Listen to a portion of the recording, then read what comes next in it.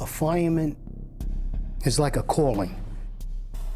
Like a priest becomes a priest, a nun becomes a nun, a fireman becomes a fireman.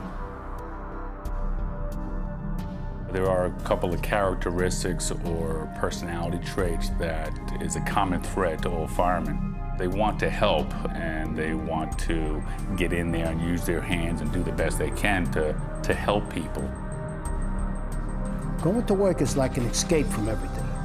You're actually rooting for a fire to go to so you can burn up some energy and do what you were trained to do. The longer you're on the job, the more horrific things you're going to see. It's just the nature of the job that you're going to have bad things happen to good people.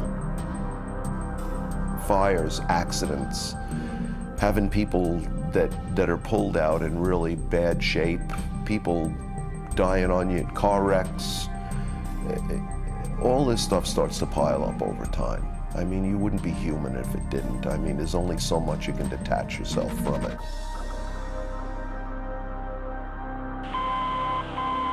The World Trade Center, tower number 1 is on fire. The whole outside of the building, it was just a huge explosion. Well, why did they pick on us? Why did they pick on New York City? Why did they pick on the Twin Towers? You always try to knock the big guy down. That's what they did. They hurt us, but we're still here. We're still here. And probably tomorrow, if these buildings were there, we'd still do the same thing. Psychologically, we're all kind of beat up. Like, you know, we were funerals after funerals after funerals. There was just no end to this. And there was really nobody to talk to.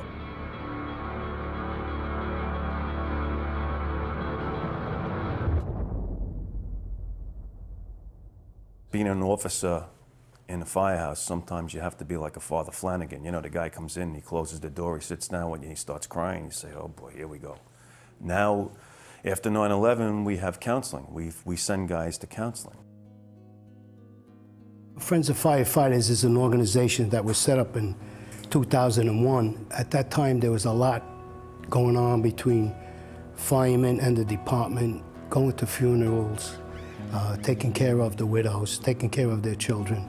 Then they started providing services for some of the brothers who needed help. For me, it kind of started out as a place where they brought me when I was really in kind of a time of need, sanity-wise. I don't know any other way to put it.